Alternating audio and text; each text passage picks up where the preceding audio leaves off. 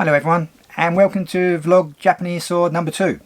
So, thank you so much for your response to the previous one. It's blown me away and inspired me to continue and try harder. So, this one, I've already broken my self-promise that I was going to upload every week, and I was just too busy, and last week I didn't get to upload. So I'm making a quick and dirty vlog video now in my home, in my library. I live in a very tiny Japanese apartment. And I thought I would give you an update on things that I've done this year, because this year was a very strange year, obviously with the COVID situation. But I became very busy actually. I translated 3 exhibitions. Hokuriku no Koto, Old Swords of Hokuriku, northern part of Japan, and this was on display in Fukui City Museum. It's not I don't think it's a complete translation. It's a partial translation, but it's a very nice catalogue, and you know, I was very pleased to be part of the project. And the next one was is a wonderful exhibition, the Umitado Exhibition. It was on in Osaka and will be coming to Tokyo as well next year. So this is a fantastic catalogue, all about the Umitado school. Again, I think it's only a partial translation. It hasn't translated everything, but the depth of the research and you know, the photographs and it's really nice catalogue.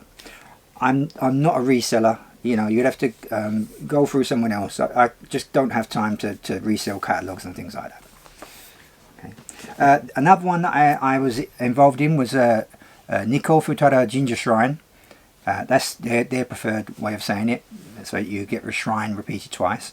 But that is an absolutely cracking catalogue. It's just gone to print now, and it'll be out soon. It's got, you know, very old tachi with a kamasu saki and things like this, and you know, and things have been given as votive offerings there since the Nara period. So they have a fantastic array of things, and it's just, you'll have to look at the catalogue and see it. Ogawa Morihiro sensei was the main editor and the writer, with other contributions from other people, but you know, Ogawa sensei done a fantastic job. So I'm really looking forward to seeing the catalogue in print, and I'll show that another time. Also, I've done lots of podcasts this year, you know, because of the COVID situation, everyone switched to online. So I've done about 4 podcasts, I think, you know, and I'll flash those up on the screen as well. I think one was for Japan experts, one was for a whiskey company, one was for sustainable tourism in Hiroshima, and one was with the Punch Kick Choke Chat group, which was very enjoyable actually. So, you know, I'll put the links to those podcasts as well in the bottom, and you can look those up. I also recently gave a talk at the Tokyo American Club as part of another translation that I'd done, which was an exhibition for the NBSK, the Nihonto Bunka Shinko Kyokai, the Society for the Promotion of Japanese Sword Culture, which is mainly craftsmen and a few people like me. And so anyway, I gave the talk, and then I was in the In Touch magazine, yeah, with a fantastic photograph by Erwin Wong, which is getting a bit old now. You know, I'm not as young as I used to be. And yeah, so that was very good, and the exhibition is great as well. You know, it's great to see these living craftsmen, these modern craftsmen, you know, getting to do exhibitions in places like that. It's fantastic. So also, this year, I was awarded this certificate from Setouchi City, which is a certificate of gratitude for my part in their Yamatorige Satogai project, which is where they were crowdfunding to raise $5 million, thereabouts, to buy the Yamatorige National Treasure. So I am completely blown away to receive this certificate, because, you know, my name is on the same page as a National Treasure sword, and, you know, it's just fantastic. So it's signed by the mayor, Takehisa Akinari-san, and thank you so much. Thank you so much for my certificate. I'm very, very proud and honoured to be part of the project. So, yeah, it's fantastic. And also, in recent news, I just got my 5th dan in Iaido, Seitei Iaido, from the All Japan Kendo Federation Iaido section. So that, that was a great relief as well, because I trained hard for that, and it's not easy. And, so I was pleased to pass that as well. So today I'd like to talk about how to become a Japanese sword specialist. A few people ask me, how do you become a Japanese sword specialist? Because I said that I was concerned that there was a lack of sword specialists in the West. Now, you can roughly break down sword specialists into 3 categories. That is, one is collectors. It's good to have a good knowledge of sword with a good foundation base. And then 2 is a dealer. You could become a sword dealer and make money from selling swords. So you'd need a good foundation, good knowledge to be able to do that. And 3 is an academic based one, where you work for institutions like I do, or you work for museums and try to produce exhibitions and things like this, which actually brings on an extra set of skills that you would need. So if you're just interested in becoming a collector or starting out as a dealer, then I recommend that you buy an introductory book and start there on Japanese swords. And like this one, this is produced by Kubo Yasuko-san from the Japanese Sword Museum, and with my translation. And there's other books out there. Another good one is the timeless John Umitado book. But I've actually got another book, a new book. It's not written yet. It's partially written. I've got another book, a beginner's book in the works. So if you can keep an eye out for that, hopefully it'll be out next year sometime. Another good book is this one. It's kind of hard to get now. I think they've stopped selling it, but it was you could get it on Amazon and things like that. And if you can't get it on your Amazon, you can sign up to Japanese Amazon and they have it in English and you can have it shipped to you. But the shipping works out a bit expensive depending on who you go through. But this book has great swords with pull-out pages, so the swords are actually in full length, and large blow-ups of the fittings and things like this. So it's a really, really fantastic book, and the explanation for the terminology and things in the back is first rate. I'll do another video on all types of books in English that you should have, or if you're interested in swords, that it's best that you have another time. But this book is very, very good. So like I said, you can break it down into 3 groups. So if you're becoming a collector, so it'd be a good thing. You don't need to become fluent in Japanese or anything like that, but you do need to be able to read the tangs of swords, be able to read the inscriptions on the tangs, and be able to kante a little bit, and be able to tell shapes and periods and things like this. If you're a dealer, you need to know a bit more. Again, you need to be able to read the tangs and things like this, and you need to know the sword history, and you get to know lots of minor makers as well, rather than just the mainstream makers. If you want to become an academic and get into museums and do exhibitions and things like this, which would be great, I think, because I said before that I'm concerned that academics don't recognise swords as much as they should do. In the academic world, in the Western academic world, swords are not held up to the level that they should be. They're seen as antique weapon relics, maybe. They're not seen as the abstract art that they are and always have been. So we need to try and change the academic way of thinking to accept swords in a different light, rather than merely old weapons. So and if we can do that, then we can change the thinking about modern swords, because modern swords don't really serve a function in modern society or warfare.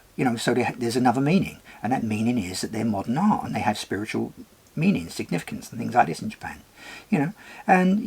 So it's changing people's minds and re-teaching the academic world about Japanese swords. And to do that, we have to start at grassroots level and get new people, actual sword specialists, into the structure of academia. So I've been sending books I've translated to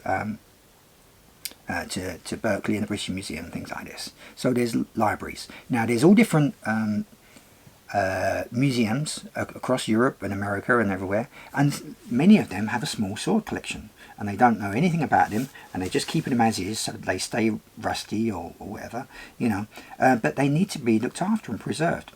So if we can get people in there who know what to do and how to look after them, and know about the history of swords, and can read the tangs and tell people, oh, I think this should go to Japan to be preserved, and or go on display, and this is a great sword, or this is, So if we can do that, that would be brilliant.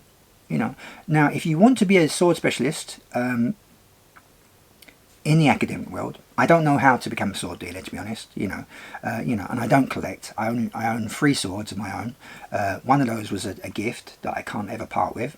Another one is my sword that I use for Iaido, and another one was just a opportunity that I couldn't turn down. Again, I'm kind of stuck with that sword that I can't sell it. If you want to be an academic sword specialist, then you need to go deeper into other subjects. So Japanese history, Japanese culture, and Japanese language. And a good way to study would be to come to Japan for a period of time, a 6-month thing. Now, I'm saying this like it sounds easy, and I'm a prime example of how not to do it, because I done everything backwards. I started out, I got into it much like many of you through martial arts. I was introduced to Japanese culture that way, through martial arts. I done karate from the age of 7. I grew up doing karate, and I couldn't leave that as well because I was too deeply involved with that. But I was actually an electrician, and then I got into the British Museum as a security guard, and I saw swords up close for the first time. Was completely blown away, and somebody said to me, "Oh, there's the guy in charge of the Japanese department.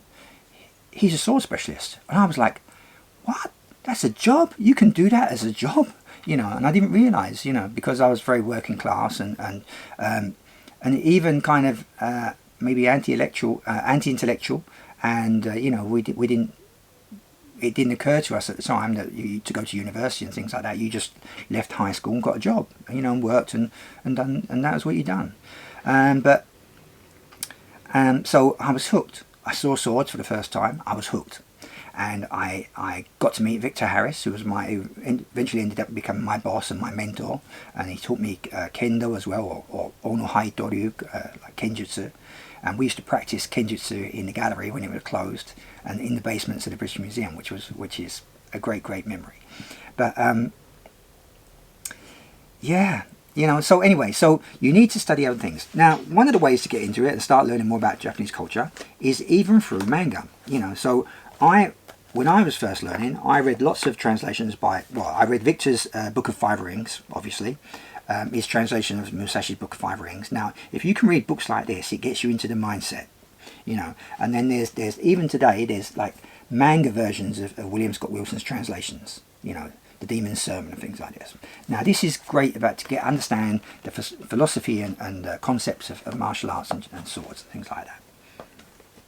So other books include Takuan Soho's The Unfettered Mind. This is supposed to be a Zen book, but he actually talks about kind of Taoism type things.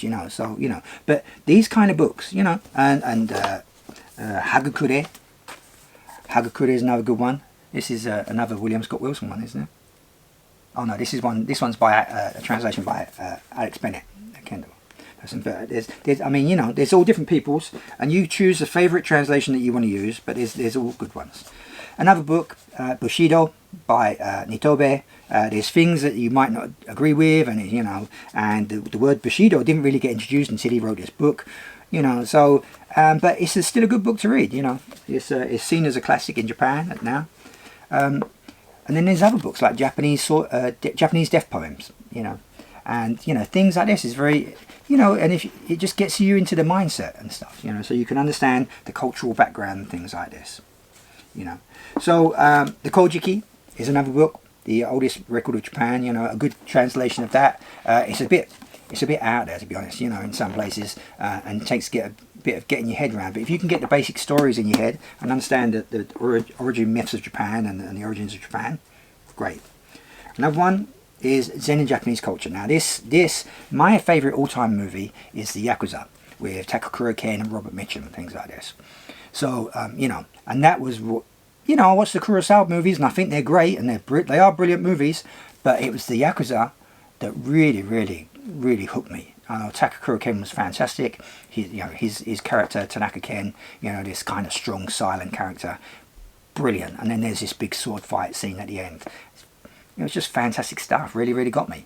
But the more I watched the movie, there was different things. You know, the Schraders, the Schrader brothers. Leonard Schrader wrote the original book, and then Paul Schrader wrote the original screenplay, and their knowledge of Ninkyo Eiga, but of Japanese culture in general, Fudo Myo, and you know, because Ken's tattoo, his horimono, was Fudo Myo. Now, for many years, I just thought that was the man that never smiled, you know. But once I realised it was Fudo Myo, who's the patron deity of swordsmen and things like this, he said, like, you know, the movie was like an onion, just taking off layer after layer, you know, discovering new things every time I watched it. So it's really, really fantastic. Another book, Zen and Japanese Culture by Suzuki Daisetsu. Another kind of top Zen guy from the, you know, some pre-war time and things like this. But his this book is also quoted, you know, about the Japanese sword. Is also quoted in the Yakuza. So again, like I said, that these layers and layers. Another book, and other classics as well. You know, there's if you want to go really deep, you know, I mean, when I went to Berkeley, I was never a good reader. You know, I'm not great. I mean, you know, I read books a lot when I was a kid and stuff, but when it comes to academic books, just completely boring, I thought, you know. But when I went to Berkeley, they taught me how to speed read, and that changed everything for me, you know. So, you know, and you just kind of skim pages, and it tells you how to find information quickly. But anyway, but books like this, the Tale of the Heike, the first line of this, you know, completely blows me away, you know. The bells of the Gion Shoja. Let me read it. The sound of the Gion Shoja bells echoes the impermanence of all things. The colour of the Sara flowers reveals the truth that the prosperous must decline. The proud do not endure. They are like a dream on a spring night. The mighty fall at last. They are as dust before the wind. Oh my God, that is crazy stuff. You know, I mean, and that was written in Japanese. It was written, you know, around the 13th century or something like this, you know. So anyway, so like I said, you have to learn Japanese as well. So, you know, there are great Japanese books for learning Japanese. You know, and this is if you really want to become an academic. Now, if you go to university, I would focus on Japanese studies and all things to do with Japan. Do a Japanese focused course, if you can. You know, so when I, you know, so there are lots of books to learn Japanese if you want to learn on your own at first. You know, Japanese for busy people and things like this. This is the one that they used at Berkeley. This is for intermediate to advanced Japanese. You know, so but this is by the Japan Times. Now, but so there's not just the advanced ones, there's beginners ones as well. So, you know, so you can start off with a phrase book even in Japanese and just learn bits at a time. And that's what I done. Like I said, I done everything backwards. I started off as an electrician, and then I started learning Japanese from a phrase book. And then I got into the Japanese department, but I didn't really have any qualifications. So it was afterwards, after I kind of established myself, that I had to go back to school, you know, to learn Japanese properly and things like this. Another thing that I learned at Berkeley, but which is part of Japanese swords anyway, because most of the tangs are written in what's called kanbun. Now, kanbun is like the official Japanese of the ancient periods, like, you know. So they often call it like Chinesified Japanese, but that's kind of weird, you know. It's just the official way of, you know. But this is a good book. Again, it's very rare, so quite expensive. But there's this book, you know, an introduction to Japanese kanbun. Now, you know, so. Kanbun, you don't read, the grammar is different to regular Japanese, and you don't read the characters in the order. So there might be signs telling you which order they should go in, but they might not. So you've got to figure it out for yourself. But this book is a great book for learning Kanbun Japanese. Now, I only done one semester of Kanbun, but I've been exposed to it through sword tangs and through Japanese sword documents anyway. Now, you know, so it's not easy, you know, but nothing worth it ever is. You know, you have to go for it. You have to try and get into university somehow and get some kind of qualifications, and then, you know, or if you can find a museum to let you go and volunteer and help and maybe care for the collections, clean the collections. But ultimately the best thing is to come to Japan. you know, and I'm talking not, you know, not to become a collector or a dealer, you know, but if you want to become an academic in Japanese studies and do exhibitions and things like this.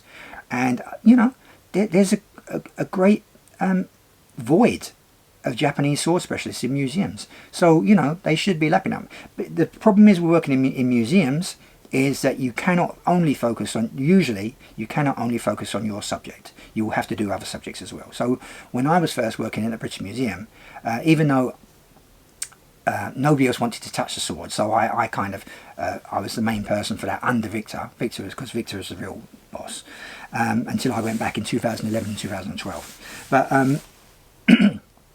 if you know, I had to do work with other stuff, you know, data input for ukiyo-e and putting all different things on display in the gallery and things like this. But, you know, you have to start somewhere and work your way up. You know, it won't happen overnight. You just got to stick with it, you know. So I think I'm going to wrap it up there, because it's become a lot longer than I was expecting.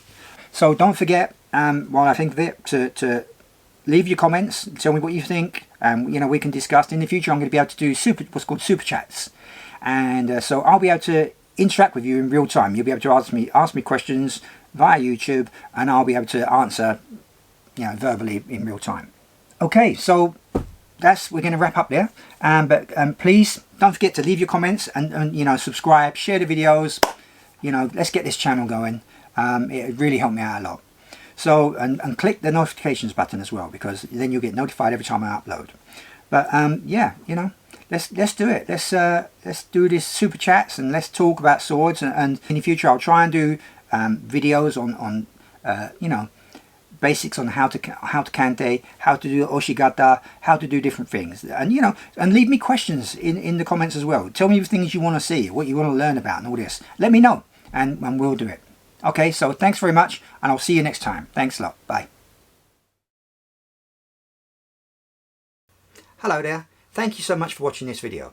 If you liked it, please click on the like button and then on the subscribe button, but also click on the notifications button to make sure that you get future videos in your feed. Thank you so much for watching, and I'll see you next time.